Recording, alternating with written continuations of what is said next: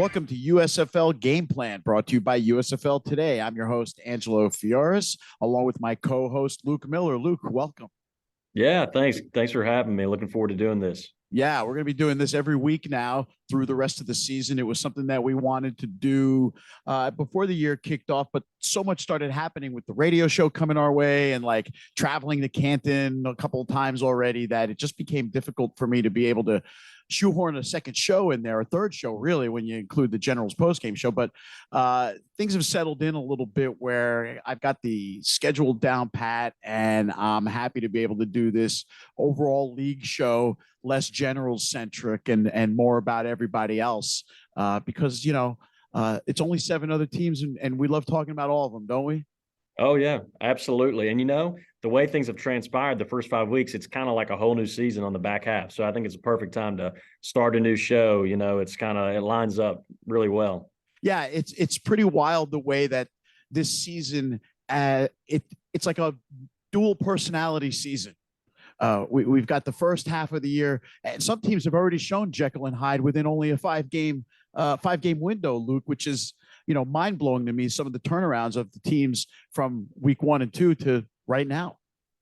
Yeah, this is just one example, but I was talking to somebody who's a Michigan Panthers fan the other day, and I was saying, just imagine after week 2, when the Panthers were 2-0, getting ready for the first home game at Ford Field. Just imagine somebody who could see into the future at that point telling you, hey, in 4 weeks, in week 6, when you play the Birmingham Stallions at home, you might get your first home win. Like, that would have been unbelievable at that point in time. I mean, the Panthers looked like the team to beat in the North 2 weeks in, and now they're the team that can't, anybody can beat them, it looks like, at least based on the last couple of weeks. So crazy turnarounds like that left and right. I had Cole Murphy on the Generals pregame show the week leading into the Panthers Generals game, and he and I were speaking about the possibility of them going 3-1 during that stretch and setting themselves up nicely for the playoffs. Now they're just trying to go 1-3. Yeah. They're just trying to stay alive at this point. So not something I think any of us saw coming. I mean, and I think by about week 3 or 4, things started to kind of make a little more sense. But then week 5 just totally threw a wrench in everything. So now it's like, I don't know, who knows anything. Yeah, everything got flipped upside down, as I've said a couple times. And like you said, anything you knew about the USFL or you thought you knew, just toss it out the window, throw it in the trash, burn it, get rid of it, zap yourself with the Men in Black thing and start from scratch. And so that's kind of where we're at. You look at the North Division standings, everybody's 2-3. The Generals and the Maulers own the tiebreakers right now, but that's meaningless at the midway point. The Stars kind of saved their season for the time being by beating the Generals last week. And now the Maulers are back in the game by winning a couple games and finding some offensive touchdowns. Yeah, no, I think going into the back half of the season, the team in the North that I do really like is the Maulers, just because if you look at the first half of the season, yes, they lost 3 games, which, on paper doesn't look great, but you got to think about who they lost to, right? They lost to the Breakers in a close game. The Breakers have the best record in the league. They lost to the Stallions in a very close game, who's, one of a couple teams that have won 3 games. And then they lost to the Generals, who, at points at least, have looked like the team to beat in the North, again, in a relatively close game. And so their 3 losses, I think, are the easiest to sort of excuse, right? Like the Generals, they've got some great wins, but then also like the loss against the Stars this past week, that kind of, throws a wrench into their resume, right? Same thing with the Panthers and the Stars. They've had some moments where they look good, but then they've had some moments where they look really bad. The Maulers, it's kind of like, okay, you've beaten the teams you should have beaten. You lost in very close games to some of the best, what seemed to be maybe some of the better teams in the league. And so now, especially that they're getting that offense clicking heading to the second half of the season, which that was really their Achilles heel throughout the first half, that's my team in the North really to kind of watch, because I like the momentum that they've got going there. But again, as you said, I mean, who knows? The Maulers could miss the playoffs at this point very easily. It's hard to say, but I do like where they're at. I think if I was a Maulers fan, I'd feel pretty good about the chances looking into the latter half of the season. Yeah, I agree with you there. Their quality losses is a good way to put their 3 losses so far. They've lost to all good teams, and they hung in there with each of them. That maybe the Generals game, they were kind of not in it so good because of the Generals pass rush really owning them that day. But for the most part, the Maulers have shown an ability to stay in every single game, no matter who they're playing against. And now with their quarterback, Troy Williams, settling in as the guy, I believe that the offense, while not I'm not expecting them to light it up. I think that at the very least, they can craft a personality and build off of that. Yeah, and I mean, with the defense they've got, the offense doesn't have to be amazing, right? When your Right. defense is giving up 20 or less points pretty much on average, well, if you can get 3 touchdowns, right, or 2 touchdowns and a couple field goals, I mean, that's going to be sufficient to win a game. And the way their special teams has played, that's a big factor in that too, because they've had so many big special teams plays, whether that was return touchdowns or just great returns that set them up with a great field position. We know how good of a kicker they've got now. Yeah. So you put all that together, it's not necessarily, I think, going to be hard for them to be in a good position to potentially score points. It's, can they continue the progress they've had the last couple of weeks in terms of finishing drives, right? Because that's kind of been their Achilles heel on offense. They could move the ball a little bit or get set up in good field position, but they could never convert in the red zone. They could never punch it in the end zone. And if you play a good team, a handful of field goals is probably not going to get it done. But if they can take a couple of those field goals, turn them into touchdowns, and tack a few more field goals on top of that, and that defense keeps playing the way they have, well, that might be a recipe for success. Yeah, and when you talk about the other two teams in the division who we haven't touched on yet, Philadelphia and New Jersey, like I said a moment ago, the Stars kind of salvaged their season for the moment. I don't know if they have the horses to keep it up in the second half to stay with whoever it is that's going to emerge out of this division. I feel like their offensive line problems, while they were able to overcome them last week against New Jersey with kind of a crafty game plan, I feel like that's still just too much to overcome over the next 5 weeks, bigger picture. Yeah, the Stars are a tough one for me because I've been a big proponent of them going into the season, just seeing the progression that team had last year, the fact that they brought Case Cookus back, Matt Colburn back, a lot of these great players that they had last year, Channing Stribling on the defensive side of the ball. I really expected good things out of them, but the first several weeks for them were just really, really rough. And, I think this past week, obviously, like you said, did kind of potentially salvage their season. So that was a huge win for them. The question is, kind of like you're hinting at, is that going to end up being an aberration, or is that going to be something that they can repeat week after week? Certainly possible, right? Like I just mentioned, they've got the players, right? They've got the quarterback, they've got some of the pieces around him. But, if they can't protect him consistently, they might be able to adjust the game plan a little bit, like you talked about. But again, teams are probably going to figure that out, right? So it's just, and their defense played really, really well, but the Generals also shot themselves in the foot last week. I mean, let's be honest, the turnovers, constantly, the dumb penalties, stuff like that. I mean, the Generals they didn't make it any easier on themselves to pull out the win in that game. So, it's hard to say. I think the Stars certainly are capable of making a run, and I think they're lucky to be in the position that they're in, right? Tie overall record with everybody else in the division. So can't count them out, but I've seen enough to make me pretty nervous about their chances of actually really being a team that's a contender late in the season.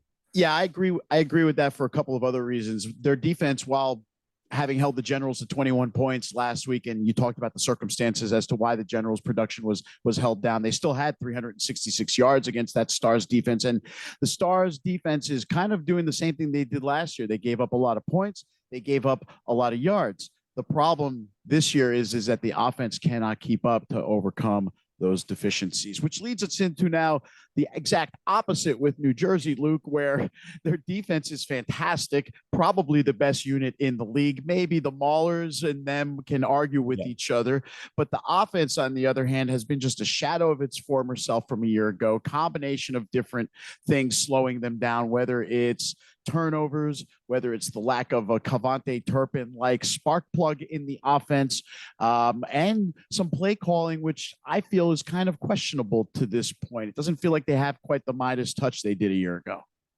No, I think part of it is what they did last year was just really impressive, right? And probably hard to replicate. I mean, as you mentioned, the pieces that they had, like Turpin, that they don't have back, the way that they were able to kind of use Perez and Johnson and kind of make that work, myself personally, and I think a lot of people are always a little skeptical about the 2-quarterback system, but Riley last year really did seem to find a way to kind of make it work. And, so last year what they did was just really impressive, I think. This year, you come into the season expecting maybe it to kind of be Johnson's team, just expecting to kind of see the two-headed monster with, Darius Victor and Trey Williams, and it hasn't really panned out like I think a lot of us thought it would. Johnson's kind of been the guy at points, but then he also hasn't been. And, Trey Williams has been hurt a lot and hasn't really kind of played. Victor's looked really good at points, but he hasn't necessarily gotten a lot of carries. The turnovers, the fumbles have really, come back to bite them at times. And they've got some good playmakers at receiver, but obviously, I mean, Kevontae Turpin, the best player in the league. I mean, a guy who went on to be a Pro Bowler in the NFL. I mean, that's really, really hard to replace in a league like this. And so yeah, I think definitely a step backwards for them from what they were able to do last year. Certainly some of the pieces are there, but they just don't seem to have been able to quite figure out the exact right recipe like they were able to last year. I still feel like, however, Luke, and Coach Riley reiterated this as well, if they just clean up some of those mistakes, like the two bad kickoffs, which cost them a field goal at the end of each half last week, eliminating the turnovers, those two things alone will allow them to stay competitive and be there at the end of a game. Like they should have, by all rights, should have lost that Stars game by 30 points last week against a team that might be able to find a way into the end zone. So the defense can only do so much for the Generals. Offensively is where they have to clean it up. You talked about Darius not getting as many carries as we would like to see him. Last week was actually his most carries in a game with 12, and he fumbled 3 times. Hopefully that is something that he can put out of his head, be a goldfish, so to speak, and forget all about it, and just focus in the last 5 weeks of just doing what he does best, which is plow through the line and find the end zone. Yeah. I do like the Generals and Maulers heading into the back half of the season. I mean, those to me have been the two most impressive teams at times. I agree. And even the Generals, like you're talking about, I mean, the crazy thing about that game last week was, despite everything that they did wrong, and despite the fact that they just kept shooting themselves in the foot over and over and over again, they still were like, I thought with a couple minutes to go, I'm like, they're actually going to pull this out somehow. Like they're going to get super lucky. And despite trying to give away the game to the Stars over and over and over again, they're going to, be able to squeeze it out. Well, then they ended up really literally giving it over to the Stars with that final kickoff and letting them return it almost in field goal range. But I mean, I think that's kind of, again, going back to what I was saying earlier about it's hard to be a believer in the Stars. It's easier for me to be a believer in the Generals because the Generals, I feel like, have the pieces, and when they're put them together, they look really, really good, right? The Stars, it's like when they kind of do well, they barely won a game that they easily could have lost if the other team had just played like a tiny bit cleaner. Right. And so I do think the Generals, if they can kind of work out some of those kinks, do have the potential, and they've shown that potential to be one of the best teams in the league, heading into the back half of the season and potentially the playoffs. Like I said, I like what I've seen out of the Maulers too. It's still hard to be a believer in the Stars and the Panthers based on the struggles that they've had over the first 5 weeks. But again, all 4 of these teams have the same record. Anything is possible. So yeah. We'll see.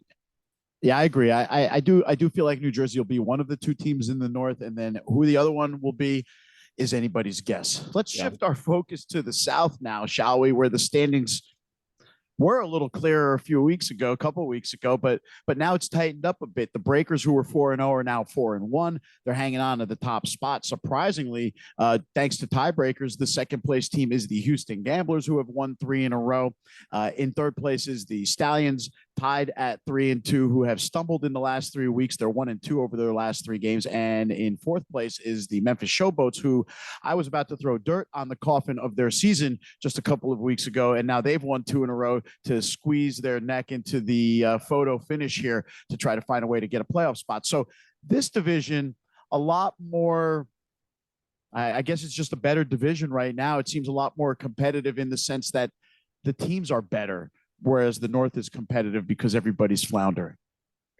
Yeah, no, it's going to be really interesting to see kind of how this plays out, because you have 4 teams, that really at points have all looked very impressive. Now, the Showboats, kind of like you were saying at the beginning of the year, they seemed like, they were out of contention, they were done. But what we've seen out of them over the last couple of weeks, especially since they finally kind of found their quarterback, they've kind of figured out things. Similar to the Stars, at one point at the beginning of the year, I kind of thought like this team just doesn't have what it takes. But the last couple of weeks have looked like they've really turned a corner. And so heading into the back half, like I said, I'm not really a believer in stars, but I don't know if I can say I'm not really a believer in the showboats, because what they've been able to do over the last couple of weeks makes you think, okay, well, maybe they've actually kind of figured things out and things have actually changed enough that maybe they really are kind of a new team with a new identity. Those first couple of losses, were kind of tough, but they've kind of got things figured out now, and they're heading to the back half of the season with, I mean, as much momentum as you could ask for, having knocked off a previously undefeated team. So you can't really rule them out, even though they have the worst record. And then the other three teams, look to be three of the top 3 or 4 teams in the league at this point. And so really competitive division right now, heading into the latter half of the season. Since you started with Memphis, let's begin with them and go a little deeper on the showboats. I would feel a lot better about them in the second half of the season, Luke, if they showed any ability to run the ball. Their leading rusher is Alex Collins, who doesn't even have 100 yards on the season. So that's not going to cut it when you have to just rely on the pass, or Cole Kelly being the main focus of the rushing attack, which he's running, I think 3 touchdowns now, which leads the team as well. And so they're going to have to find some production somewhere else, conjure up some rushing yards to balance out their play calling. Otherwise, their one-dimensional sort of approach is not going to get them very far, especially when you start seeing teams a second time now, as we're going to heading into the back half of the year. Yeah, the first couple of games when they were losing, they seemed to be pretty one-dimensional in the opposite way, where Collins at points looked like he had some potential and he was running the ball decently well, but they really couldn't move the ball through the air very well. And then once they kind of got Kelly in there, he really turned the offense around, at least through the passing game. But then with Collins getting hurt and kind of going out and whatnot, the offense has kind of become totally one-dimensional in the opposite way, like as you pointed out, where they're having to throw the ball and Kelly's really having to carry the team on his shoulders. And as you said, I mean, yes, if you've got a good quarterback, right matchup, you can win games that way, but it's going to be hard to go the distance if they're going to have to completely 100% rely on him for all of their offense. And so, Kareth White, I feel like he's had flashes, and not just running the ball, but also receiving the ball out of the backfield, returning kicks and stuff. He's clearly a good player and can make moves, can move really well in space and things like that. But he hasn't had the success kind of running, between the tackles that you might like to see. And, Collins, again, is a great back. But, with his injuries and things, it hasn't quite panned out like I know they maybe hoped it would going into the season. So they are going to have to find an answer, I think, if they want to, run the table or at least make it into the playoffs and into the championship and be sort of one of the top teams in the league. They're going to have to be a little bit more balanced to really be that competitive. I think you're right about that. Yeah, and I think that's going to be tough because as we now turn our attention to the top of the standings in the South Division, it is the New Orleans Breakers. They're 4-1. They did just lose to this Memphis team that we spent some time speaking about. And while the Breakers have been overall the most impressive team in the league, and I don't think anyone's disputing their top status, I guess, across all the various power rankings that we have seen, there might be some cracks in the facade. It's not all smiles and sunshine right now for the Breakers.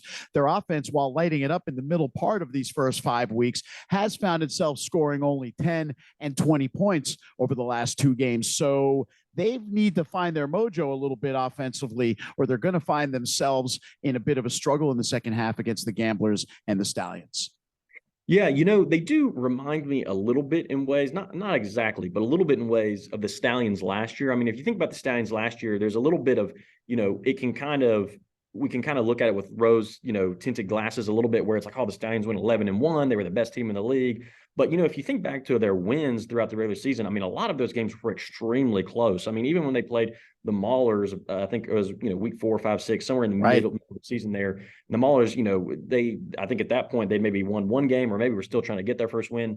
They were winning going into the 3rd, 4th quarter against the Stallions. And so it's like, here's supposedly the best team in the league. Here's supposedly the worst team in the league. And the worst team in the league is winning, late in the game. And the Stallions ended up pulling it out. But that was how a lot of their games went last year. And they were able to kind of continue winning that way through the end of the season. I mean, it wasn't just a fluke or something like that. But the Breakers kind of remind me of that this year, where they look like the best team in the league. They have won the most games in the league, but they're not invincible. And they obviously, we saw that last week with their first loss. But they're, like, as you mentioned, there are some cracks in the facade. They're winning games. They're finding ways to win games to close the deal. But they're not blowing people out left and right. You know, a lot of their wins have been very close games, you know, a touchdown here, a touchdown there.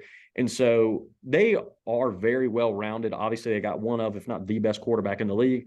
Right now, they've got, you know, one of the best rushing attacks in the league. Their defense has not been amazing, I would say, but they've been opportunistic. They've kind of done enough to been better the last 2 weeks. I think their defense, it's tightened up from like the first 3 weeks of the year.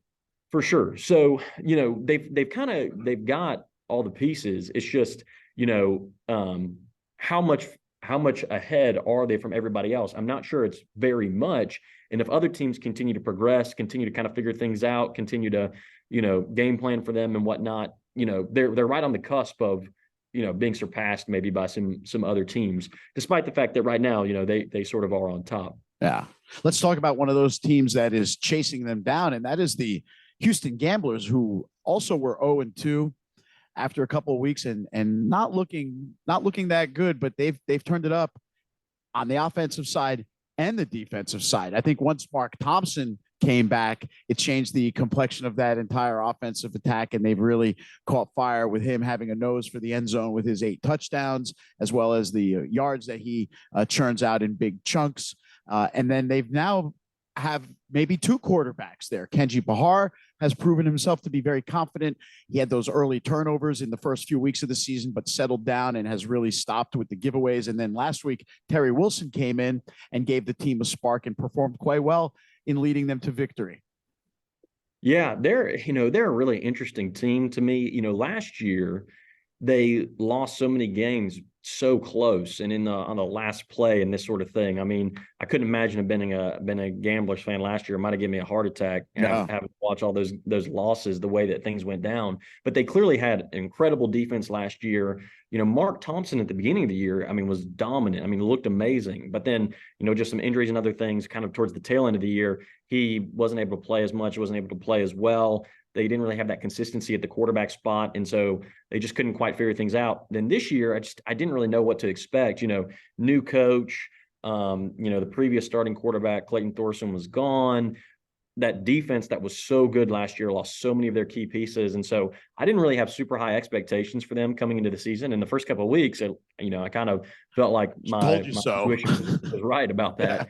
They clearly, it took them a couple of weeks to figure things out, but they looked better and better each week. And, you know, Bahar has looked, you know, he looked good in flashes at the beginning of the season. Then he was, you know, he'd have an incredible pass and then he'd turn the ball over, right? And it's just like, well, if you got a quarterback who's throwing multiple interceptions a game, you're not going to get very far.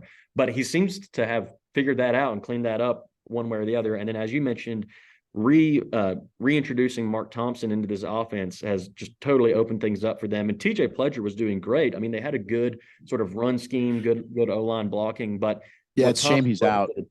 Yeah. What Thompson brings, you know, with his speed, his power. I mean, somebody I think aptly said, I saw the other day, that like he's kind of like the Derrick Henry of the USFL. Like he's just a huge dude that you can't tackle, that can move really, really well, and he just can put the team on his back. And so, I mean, 8 touchdowns in 3 games. I mean, last year the leading rush, you know, Darius Victor had 9 rushing touchdowns, and that was the best, you know, amount during the regular season in 10 games. And he's going to potentially pass that in, you know, this week, probably the first 2 weeks of the season. So it's like, he's just been incredible what he's been able to do. He's really looked like he picked up where he left off at the beginning of last season. Right. And then the defense, you know, they've gotten better. I mean, the beginning of the year, they didn't look great. They kind of struggled. I mean, the Michigan Panthers, I mean, they made Josh Love look like Tom Brady in the beginning of the year. And you know, since then, they gave up 38 points to the Breakers. I mean, they really looked like the defense we thought they were going to look like without all those key pieces. But to their credit, they've gotten a lot better, I think, each week. And, you know, Tolson at linebacker has looked really good, and just some of the other pieces around him. I mean, I've been impressed with the progress they're making. Curtis Johnson seems to really have kind of made some good adjustments and be kind of figuring things out for them. And so they're definitely one of the teams kind of on the up and up heading into the back half of the season. And if they can continue the trajectory that they've been on, you know, the sky's kind of the limit for them, I think.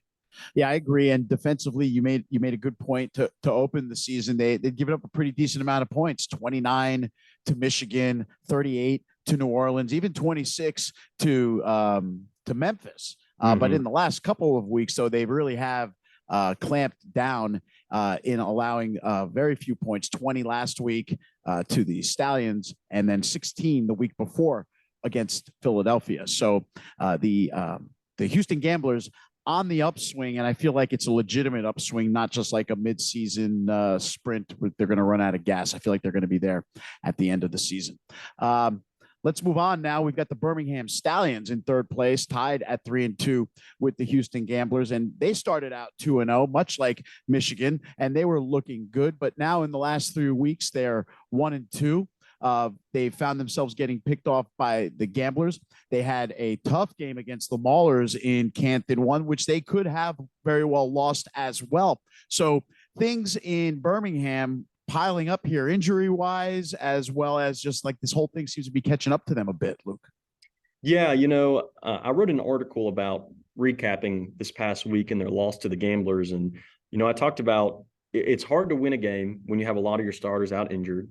It's also hard to win a game if you turn the ball over more than the other team. And it's also hard to win a game if you commit a lot of penalties when the other team doesn't. And all three of those things kind of came together last week for the Stallions. So, they had several starters out, threw an interception, had a fumble. Technically, the interception was on an untimed down at the end of the game, and they overturned it on the flag. So it doesn't show up on the stat book. But there was a play where they needed a first down to try and at least throw a Hail Mary to tie the game, but had a big fumble.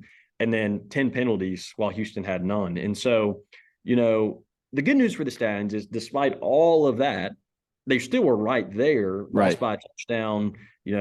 Obviously they cleaned some of that up. Maybe the game goes a different way. I mean, that's all hypothetical, but it wasn't, despite how poorly they played and the number of players they were missing, Houston, wasn't able to wipe the field with them or something like that. So I think the Stallions, obviously, given their record, given what we've seen from them at times, still have the potential to be one of the best teams in this league, but they've got to get some things figured out. They've got to find some guys who can replace the guys who have been injured. I think especially on the defensive side of the ball, they've got to make sure they're careful with the ball and eliminate the turnovers, win the turnover margin. I mean, that's something that they were good at last year and good at the beginning of the season.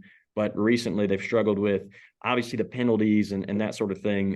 That's going to continue to you shoot yourself in the foot if you keep doing that. So they've got to just clean things up, find some guys who can kind of plug some holes for them. If they're able to do that, I mean, Magoo at times has looked incredible this year, taking a huge step forward. They've got some really great receivers. They still haven't quite figured out the running game. So we kind of, talked about that as well, previously with the Showboats, but, similar sort of situation where, Magoo has kind of rushing everything. Yeah. And they continue to ask him to do that. I don't know, how far they can go with that sort of being the whole offense. But if they can kind of figure out how to run the ball, figure out some things on the defensive side, clean some things up and find some guys that can step in for those who are injured, they're still a team to watch. It's just right now, those are some pretty big question marks for them heading into the back half of the season. I agree. And let's talk about now this back half of the season, shall we, Luke? The games for Saturday kicking off at 12:30 as the Pittsburgh Maulers are traveling to Memphis to take on the Memphis Showboats. We've got two teams that are 2-3. The winner will be at 500 after 6 weeks, which if you would have told me that after 2 weeks, I'd have looked at you funny and found a guy with a white jacket to strap you in, right? But here we are, where one of these teams are going to be 500. They're going to find themselves in a playoff race, whereas the loser is going to be 2-4 and now looking at an uphill battle to be relevant for the last month of the season. Let's talk about this game a little bit, Luke. The Showboats are at home. I don't know how much of an advantage that is, to tell you the truth. So I kind of am expecting the Maulers to follow their MO, which has been play great defense, find enough offense to still be in the game. And then with 5 minutes left, it's kind of sort of going to be a crapshoot. Yeah. This to me is maybe the most interesting game of this weekend, because as you said very well, you've got two teams that started off the year pretty rough, but are really on the up and up and have really kind of figured things out and seem to have turned a corner. And, I don't know what quite to expect. As you mentioned, Memphis does have that home advantage. They've come off that big win against the Breakers. But so far in the USFL, home field advantage hasn't really seemed to be much of a factor for anyone. So I don't know that, as you mentioned, that really does much for Memphis. I think the Maulers defense, as well as they've played, will probably be able to contain the Showboats. So I think it's just a lot of a matter of, can that offense score enough points to come out on the winning end against a Showboats defense that has been looking better and better, to their credit, but hasn't necessarily been one of the best defenses in the leagues. I am probably leaning, Maulers to take this one, but I don't know. We're talking day or two before the games here. I might wake up in a couple days and change my mind. I mean, I'm kind of 50-50 on this one. I think it's going to be a great game. Yeah, I agree with you. In this matchup, I kind of like the team that stands a better chance to control the ball. Mm-hmm. And the Maulers are the team that does that a little bit better than Memphis does. They have a little bit more weaponry in terms of, from a rushing standpoint, the Maulers do. So I'm looking for the Maulers to squeak one out here and find a way to get to 500. The afternoon game, or the later afternoon game on Saturday, is in Detroit. The Birmingham Stallions hitting the road to take on the Michigan Panthers, who we spoke of a little earlier as being 0-3 on this 4-game homestand, and really now desperate to stay in the race, because one more loss could really damage their hopes to even get to 500. Whereas the Stallions, as we discussed, also desperate for a win with a 1-2 record in the last 3 weeks. So another situation where it's not a big home field advantage. They're not drawing a ton of people. It's not a very loud crowd. So the Stallions shouldn't be affected other than maybe traveling by the fact that they're on a foreign field. Yeah, this is kind of similar to the last game we talked about, the Showboats and Maulers, but sort of in the opposite way, right? Two teams that started off looking really good, and then the last couple of weeks have been shaky. Both really need a win. The Panthers looking for that first home win in front of their crowd there at Ford Field, try and keep those fans happy. Stallions kind of get back on track. And, I think in this one, I'm probably leaning towards the Stallions. The Stallions actually have never lost a game not at home. They won the 2 games in Canton last year and beat the Maulers in Canton earlier. They've also never lost to a North Division team. So, I don't know. I don't think it's going to be a blowout, certainly, or anything like that. But the Panthers just seem to be sort of backsliding each week and don't seem to be figuring anything out and taking any steps forward. Carson Strong was put on IR, one of the quarterbacks that's been rotating in for them. I don't know. Maybe that'll reinvigorate the team, and Josh Love will kind of, it'll be kind of his team, or, they got EB, kind of the backup they bring in. Maybe he reinvigorates the team and does something new to them. So I don't know. Maybe that's kind of the shakeup that they need to kind of get things going on offense. But I feel more likely than not, they're probably going to continue to struggle offensively. The Stallions defense hasn't been amazing, but they do hopefully get some pieces back. JoJo Tillery, who was one of their leading tacklers last year, has been practicing this week and looks like is trending to play. And I think that's going to help reinvigorate that defense. Joe Jackson, I haven't quite heard his status, but he's supposed to potentially be back this week, and he looked really dominant in week 1 as far as the pass rush. And so, I think the Stallions defense is getting some big pieces back. Potentially, the Panthers, they just can't quite seem to figure things out. And, I think the Stallions, Magoo is able to do enough offensively that I think they're going to be able to at least score some points. And I imagine it might be a close game, but I think the Stallions pull this one out. Yeah, I tend to agree with you. Just the trend that the Panthers have established for themselves in the last month, which has been to regress after those first couple of games. And I'm not seeing where they're going to find that spark to turn things around, especially not against Birmingham. Let's move on to Sunday's games. The noontime starts on FS1. It's the Breakers, also in Detroit, to take on the Stars. We talked about the Breakers' defense being very effective over the last couple of weeks, and we know the kinds of weapons that their defense has. Do the Stars have the ability to do what they did last week against New Jersey and keep the New Orleans pass rush off of Case Cookus' back? I'm going to go out on a limb here, and I'm going to say we're going to see a blowout in this game. I think the Stars, maybe it's not a limb, I don't know, but I think the Stars, like I said, last week it was impressive that they were able to get the win. I think it was a good step for them. But they're still, even despite the win, as we already talked about, The defense really didn't play great. They obviously were able to force some turnovers, but some of those turnovers were just, silly mistakes by the Generals. The offense never scored a touchdown. And you've got a Breakers team that's going to be coming in with something to prove after losing the first game of the year last week. And so I expect the Breakers to really try and get back on track this week. They've got that can be. We can see how potent that offense can be. They're primed up for the perfect defense to put up a lot of points, a defense that's really struggled this year. And their defense, I think, they've got some guys that play with some attitude on that defensive side of the ball, especially at the linebacker position. Yeah. So I think those guys are going to come in with something to prove, probably try and get after Cookus. They've had a hard time stopping anybody doing that in most games this year. I think they're going to have troubles again. So I think the Breakers are kind of run away with this one and sort of a bounce back game after their first loss of the season last week. Yeah, I agree with you there. I kind of feel like this is one of those like 31-10 kind of games.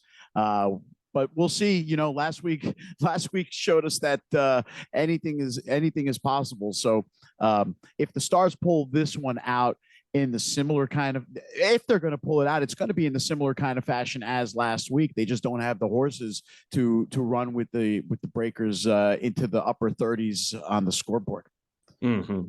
4:00 game on Sunday. The nightcap of the weekend is the New Jersey Generals, also in Memphis, to take on the Houston Gamblers. We talked about both teams and how they've been trending. This really seems to me like a very even matchup, Luke. I get the sense that the Generals defense has shown that it's able to mitigate any of the offenses in the league. The question now is, do the Generals clean up their mistakes? And do they find a way to incorporate the passing game a little bit more, especially some of those short passes where guys like a Marcus Green or now a Warren Newman III can use their speed and burst to turn into bigger gains. If they can do those two things and keep their kicks straight on their kickoffs and away from the main guys, I feel like the Generals have the ability to pick off the Gamblers here in a game that's going to be like a neutral site game without a whole lot of fans in front of it. Right. Yeah, this game is really interesting too. Similar to the Showboats Maulers. I mean, I think two very evenly matched teams, very interesting game. I'm almost kind of 50-50 on this one too, where I could kind of see it either way. I do think it's a good matchup where you've got a really powerful offense, really potent offense for the Gamblers going up against, one of, if not the best defenses in the league for the Generals. As you kind of hinted at, I mean, I think a lot of the question is what offense shows up for the Generals. Is it the offense that showed up against the Michigan Panthers, or is it the offense that turned the ball over a handful of times last week against the Philly Stars, right? I think is 4 turnovers a handful? Is that the official measurement? Yeah. All right. more than 1, 2, or 3. So after you get past 3 turnovers, you hit a handful. All right. When does it become a bushel full of turnovers? That gets 6? I guess, yeah, maybe 6 or 7. I mean, 6, right. I guess, is a half dozen. 7 or more is a bushel. There you go. Then I guess if you hit double digits, a bushel and a peck. But I mean to throw you off track. Let's no, you're good. So yeah, I mean, I think if I have to pick in this one, I think I'm going to lean the Generals, mainly because I like the defense's ability to slow down Mark Thompson. Chris Orr and just the guys that they got, I think, match up well to slow him down. And if they can make the Gamblers one-dimensional, now the Gamblers' passing attack is good enough to win a game if they are forced into being one-dimensional. Yeah. I also think the Generals have a good secondary. I haven't seen. I could be out of the loop, but I haven't seen necessarily Bahar, his status, so I don't know if he's going to be back or not. And if he is back, is he going to be 100%? Who knows? So I think if they can slow Thompson down, they can keep the Gamblers from scoring a lot of points. That Generals defense has gotten better. The Gamblers defense has gotten better, but I think the Generals, I think Darius Victor is going to come out with a chip on his shoulder, something to prove after the mistakes that he had last week. Kind of similar to the Breakers. I think you saw a team that's really good not play at the level that they're capable of playing at last week, and I think they're going to come with something to prove. Mike Riley's a great coach, and I think he'll have him ready. I do think it's a question mark, like what happens at the quarterback position for the Generals, right? Like, do they come out and give Johnson his shot? Does Lauletta get to play more again? Right. Do we broke up? Like, I don't know what's going on there. But assuming Johnson gets to play the majority of snaps and can kind of get into a rhythm, they get that running game going, I think they can score enough points. and their defense can hold the Gamblers in check enough that they can come out with the win. But again, I'm kind of 50-50 on that one. If I prove them to be wrong, necessarily wouldn't be surprised. After week one, where the Generals defense gave up 27 points to the Stallions on that opening night game, the Generals then went on a defensive tear where they've only allowed 3 points to the Maulers. It was 13 points to Michigan. Mm-hmm. Against the Breakers, they held the Breakers to 20 points. And then last week in the loss to the Stars, they gave up 24, but no touchdowns. So the Generals defense has shown the ability to keep teams out of the end zone. And this is why I feel like New Jersey is going to pull out this game tomorrow. It feels like a field goal game to me. It's going to come down to the wire. The Generals have had the better kicking as well. So I'm going to just give them the edge there. And I'm a little biased too. I guess people call me a homer pick, but that's what I'm going.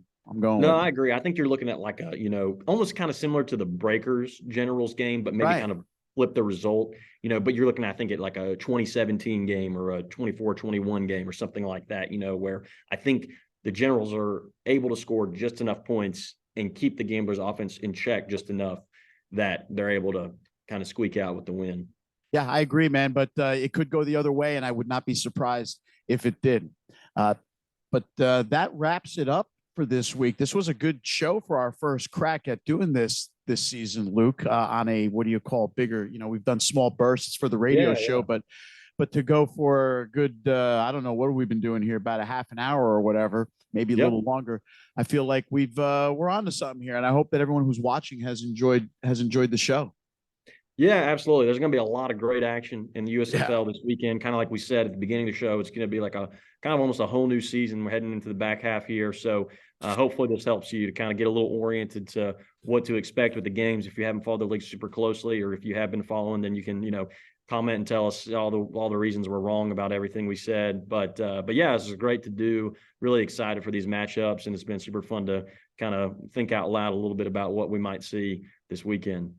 Make sure you follow Luke on Twitter. It's at Luke Miller PFN, and also read his material on the Pro Football Newsroom website. He writes great articles about the Stallions, and he does appear weekly on our radio show, which airs on Fox Sports Radio New Jersey every week. It's New Jersey Generals / USFL pregame show, and Luke's on there doing kind of what we just did here for the last 30-40 minutes, which is just talk about the games. Just we talk a little bit less time there because we don't have the luxury of free-forming it like we do here on the podcast. But that's it for this week's edition. Luke, thank you. Enjoy the games. We'll talk to you again next week. Awesome. I'll be looking forward to it.